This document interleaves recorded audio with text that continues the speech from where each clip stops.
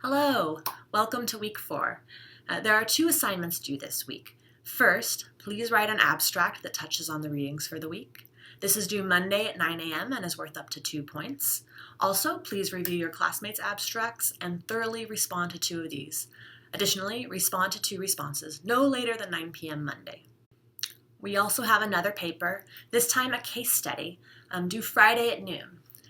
As noted in the syllabus, if you get me a draft by Monday, 9 p.m. this week, I will offer you feedback in time to get your revised final copy to me.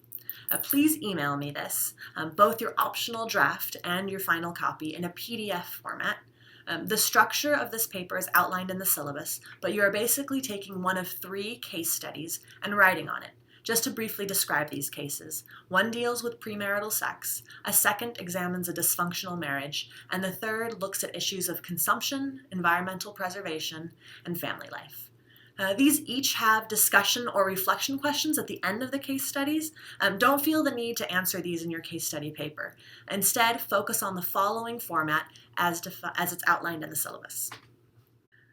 First, begin straight away with a thesis statement in which you state what position you will take. Then, in that same paragraph, briefly outline all of the factors that impact the case at hand. If you need a second paragraph to outline the case, you may take it, but the bulk of this 3 to 4 page paper should be in the next 3 components. Next, you will outline all of the arguments in favor of your position. Then you will take the position of the benighted fool, beginning with something like, some people might argue the opposite position, claiming ... XYZ, whatever. And then you would illustrate the fallacy in this argument. You will want to do this with a few counter arguments. All in all, the whole paper should run 3 to 4 pages. This week's reading is going to focus on relationships as they move from that first typical milestone of monumental seriousness of engagement through becoming a family with children. We'll be reading 4 pieces on theology that touch on these themes, as well as 2 sociological pieces. I must say that the article by Skolnick contains perhaps some of the most important sociological insights on creating and sustaining a lifelong happy marriage. So read that one for knowledge as well as for wisdom. There will again be lectures that will offer some supplementary knowledge to give us some context and some questions to discuss. As we do every week, we will have 2 Zoom meetings, the first of which is called 4A, and the second is called 4B.